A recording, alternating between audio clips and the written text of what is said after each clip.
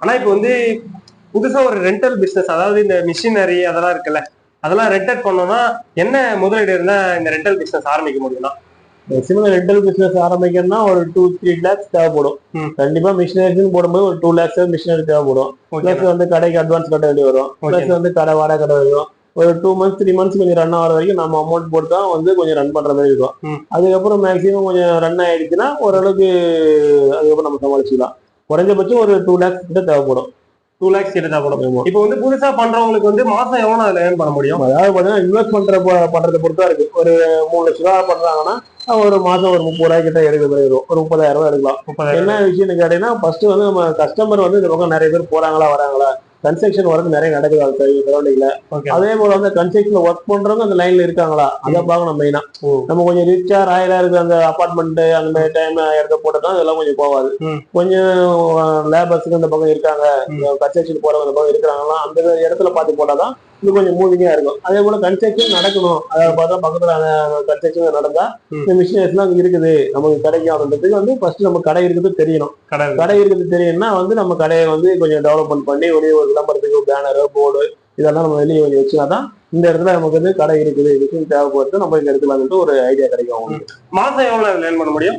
மாசம் குறைஞ்ச ஒரு 30,000 கிட்ட ஏர்ன் பண்ணலாம். 30,000 பண்ணலாம். அதாவது பாத்தீங்கன்னா ஒரு 3 லட்ச ரூபாய் கிட்ட இன்வெஸ்ட் பண்ணா ஒரு 30,000 கிட்ட ஏர்ன் நம்ம எவ்வளவுக்கு இன்வெஸ்ட் பண்றோமோ அதுக்கு அந்த மாதிரி பண்ணலாம். மிஷினரிஸ் நிறைய இருந்தா நிறைய பண்ணலாம். ஒரு டைம் வந்து ஒரு நாளைக்கு வந்து 2,000 3,000 அந்த மாதிரி டைம் கிடைக்கும். ஒரு நாளைக்கு 1000 ரூபாய் கூட கிடைக்கும். அந்த மாதிரி வந்துட்டு ஒரே நாள்ல கூட ஒரு 5,000 கிடைக்கிற மாதிரி வரும். ஒரு வின்டர் சீசன்லாம் வந்து ஒரு நாள் கம்மியா இருக்கும். ரெயினி சீசன்ல அந்த மோட்டர் எல்லாம் போட்டோம்னா கொஞ்சம் நல்லா போகும். மோட்டர் எல்லாம் மினிமம் வந்து ஒரு மோட்டர் 1000 ரூபாய் கிட்ட வாடகை வாங்குவாங்க. இப்ப எப்படின்னா ஒரு எல்லா மிஷினுக்கும் ஒரே ரெண்டல் இல்ல அந்த மிஷினுக்கு ஏற்ற மாதிரி ரேட். அதாவது பாத்தீங்கன்னா நம்ம வந்து ஒரு சின்ன மிஷினா இருந்தா ஒரு 100 ரூபாய் 150 ரூபா இருக்கும். அதே கொஞ்சம் ஒரு 10,000 15,000 மிஷின், ஒரு கட்டிங் மிஷின், இல்ல உடைக்கிற பிரேக்கர் மிஷின் வந்து ஒரு 500 ரூபாய் வாடகை வரும். இதுவே தண்ணி இறைக்கிற மோட்டரு அது மாதிரி கொஞ்சம் ஹெவியான மிஷின்னா ஒரு 1000 ரூபாய் கிட்ட வாடகை வரும். அந்த மாதிரி இந்த ரெய்னி சீசன் எல்லாம் பாத்தீங்கன்னா ஒரு மோட்டர் எல்லாம் கொஞ்சம் நல்லா போகும். அந்த மாதிரி டைம்ல பாத்தீங்கன்னா ஒரு நாளைக்கு 5 மோட்டர் வச்சிருந்தா ஒரு 5,000 ரூபாய் கிட்ட கிடைக்க வந்து இருக்கும். ஆமா. இப்ப வந்து புதுசா பண்றவங்கன்னா இந்த தப்ப பண்ணக்கூடாதுன்னா நீங்க எதை நான் சொல்லுவீங்க? புதுசா பண்றவங்க வந்துட்டு பாத்தீங்கன்னா இந்த மிஷினை கொடுக்குறவங்க நம்ம கொடுக்கும் போது வந்து அந்த கஸ்டமர் வந்து நமக்கு தெரிஞ்சவங்களான்னு பாக்கணும். இன்னும் வந்து அவங்க வந்து லோக்கல்ல இருக்கிறவங்களா, அவங்களோட ஆதார் கார்டோ இல்ல ரேஷன் கார்டோ ஏதோ ஒரு ப்ரூஃபுக்கு நம்ம கம்பல்சரி வாங்கிடணும். வாங்கிட்டு பிளஸ் வந்து அந்த மிஷினோட அட்வான்ஸ் வாங்கணும். ஒரு காஸ்ட்லியான மிஷினா ஒரு 1000 ரூபாய் இல்ல 2000 ரூபாய் ஃபர்ஸ்ட் அட்வான்ஸ் வாங்குவோம். அட்வான்ஸ் கொடுத்துட்டாதான் அவங்க வந்து நமக்கு அடுத்து நம்ம கிட்ட மிஷின் எடுத்து போவாங்க. அட்வான்ஸ் கொடுக்கவே முடியலன்னா அவங்க வந்துட்டு மிஷின் எடுக்க முடியாது. அதனால வந்துட்டு அட்வான்ஸ் இல்லைன்னா வந்து அவங்க வந்துட்டு மிஷின் கொடுக்க கூடாது. அதே போல வந்து கஸ்டமர் நமக்கு தெரிஞ்ச மாதிரி மிஷின் தெரிஞ்ச மாதிரி இருக்கணும். இல்லைன்னா லோக்கல் அட்ரஸ் குரூப்ல அவங்க ஏதாவது இருக்கணும். கொடுக்கலன்னா நம்ம மிஷின் எல்லாம் கொடுக்கூடாது. அதே மாதிரி வாங்கும்போது செக் பண்ணி நம்ம மிஷின் கொடுக்கும்போது செக் பண்ணி தான் கொடுக்கணும்.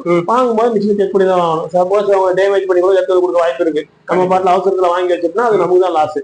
அதை கொடுக்கும்போது என்ன கண்டிஷன்ல கொடுக்குறோமோ திருப்பி அதே கண்டிஷன்ல வரதா செக் பண்ணிக்கணும். ஓகேண்ணா. இப்போ இந்த மிஷின் எல்லாம் நம்ம ரன் பண்றோம்னா அதே மாதிரி அவங்க வந்து பண்றவங்களுக்கு வந்து ஆப்ரேட் பண்ணி தெரியுமா தெரியாதான்னு அதெல்லாமே நம்ம கொடுக்கும் போதே சொல்லிதான் கொடுத்துறோம். அந்த மிஷின் இப்படிதான் ஆப்ரேட் பண்ண சொல்லிட்டு சொல்லிதான் கொடுத்துறோம். அந்த மிஷின் ஆன் பண்ணுங்க, இது இந்த பாயிண்ட்ல வச்சு ஓட்டுங்க அப்படின்னு சொல்லிதான் கொடுத்துருவோம்.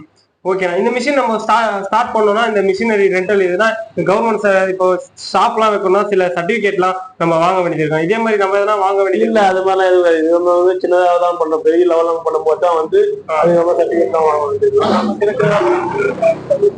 ஓகேண்ணா. இப்ப இந்த பிசினஸ் நம்ம ஸ்டார்ட் பண்ணோம்னா நம்மளுக்கு நல்லா தானே போகும். இது இப்ப என்ன விஷயம் பண்ணா நம்ம லாஸ்ட்ல போயிடுவோம்னா, அதாவது பாத்தீங்கன்னா பிசினஸை பொறுத்த வரைக்கும் கொஞ்சம் கேர்ஃபுல்லா இருக்கணும். ஒரு மிஷினை கொடுக்குற போது நம்ம செக் பண்ணி கொடுக்கணும். வாங்கும் போது பிளஸ் செக் பண்ணி வாங்கணும். அதே மாதிரி தெரிஞ்ச கஸ்டமருக்கு கொடுக்கணும். அவங்களோட குரூப் கம்பல்சரி வாங்கி ஆகணும். சப்போஸ் வாங்கிட்டு ஒரு மிஷின் வாங்கிட்டு கொடுக்காம போயிட்டாருன்னா நமக்கு தான் லாஸ். அவங்களோட contact number compulsory contact number வாங்கணும். அவங்க எங்க ஒர்க் பண்றாங்கன்னு அவங்க அட்ரஸ் டீட்டெயில் வாங்கணும்.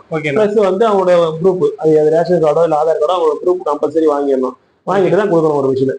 இப்ப வாங்குற மிஷினரி எல்லாமே வந்து நல்ல கம்பெனியான்னு பார்த்துட்டு தான் வாங்கணுமா இல்ல நார்மலா லோக்கல் மிஷின் எதனா? இந்த ப்ராடக்ட் நம்ம ரெண்டல் பர்பஸ் யூஸ் பண்ணும்போது கம்பல்சரி வந்து மேக்ஸிமம் கொஞ்சம் பிராண்டட் மிஷினா தான் வாங்கணும். பிராண்டட் மிஷினா வாங்கினா மட்டும்தான் வந்து நம்ம அதை வந்து நிறைய டைம் யூஸ் பண்ண முடியும். லோக்கல் மிஷின் வாங்கினா அவங்க எப்படி ரன் பண்றாங்க எப்படி யூஸ் பண்றாங்க உடனே போயிடும். ஆனா கொஞ்சம் பிராண்டட் வரும்போது கொஞ்சம் தாங்கும். ஏன்னா ரெண்டல் பர்பஸ் போது பிராண்டட் தான் கொஞ்சம் தாங்கும். ஓகேண்ணா. இப்போ வந்து எல்லாமே பிராண்டட்ல வாங்கினாதான் நல்லா இருக்கும் நீங்க சொல்றீங்களா? இப்போ நார்மலா இப்போ ஒரு ட்ரில்லர் மிஷின் எல்லாம் வாடகை வேணும்னா என்ன ரேட்டுக்கு நான் வரலாம்? ட்ரில்லர் ஒரு ட்ரில்லிங் மிஷின்னா வந்து சின்ன மிஷினா இருந்தா ஒரு 100 ரூபாய் அந்த மாதிரி ரேட் கொடுக்கலாம். அதுல கொஞ்சம் அமாண்டர் மிஷின் கொஞ்சம் வந்து ஆமரிங் இருக்கிற மாதிரி இருந்தா ஒரு 150 ரூபாய் கொடுக்கலாம். ஒரு வைப்ரேட்டர் கொடுக்குறோம்னா ஒரு 200 கிட்ட கொடுக்கலாம். அது மாதிரி ஒரு கட்டிங் மிஷின், கம்பி கட் பண்ற மிஷின் கொஞ்சம் கொடுக்குறோம்னா ஒரு 200 கிட்ட கொடுக்கலாம். ஒரு வெல்டிங் மிஷின் கொடுக்குறோம்னா ஒரு 200 150 அந்த மாதிரி கொடுக்கலாம். இது வந்து இந்த பிசினஸ் பொறுத்த வரையும் அப்பப்போ இன்வெஸ்ட்மெண்ட் பண்ணணும்ன்ற மாதிரி இருக்குமா, இல்ல ஒன் டைம்? இல்ல, ஒன் டைம் இன்வெஸ்ட்மெண்ட் தான். ஒன் டைம் வந்து நமக்கு தேவையான மிஷின் ஒன் டைம் வாங்கிட்டோம்னா நெக்ஸ்ட் வந்து நம்மளோட எப்படி இருக்கு, அடுத்து வந்து நமக்கு ஒரு மிஷின் போடுது, இன்னொரு மிஷின் தேவைப்படுது ஒரு நேரத்துல இன்னொரு மிஷின் வாங்க வேண்டியதுதான். அப்போ ஒரு டைம் இன்னொரு டைம் வாங்க வேண்டிய வரும். ஓகேண்ணா. ஆமா, இந்த தகவலுக்காக தான் இந்த பிசினஸ் நம்ம சேனலை மெயின் ஏமே இப்ப புதுசா வந்து பிசினஸ் ரன் பண்றாங்கன்னா அவங்க என்னென்ன பண்ணணும் என்னென்ன பண்ணக்கூடாதுன்னா நீங்க வந்து சொன்ன வந்து விஷயம் எல்லாமே கரெக்டாவும் சூப்பராகவும் சொன்னீங்கன்னா நம்ம சேனல் சார்பா உங்களுக்கு ரொம்ப தேங்க்ஸ் சொல்லிக்கிறேன்னா. தேங்க்யூண்ணா. தேங்க்யூ.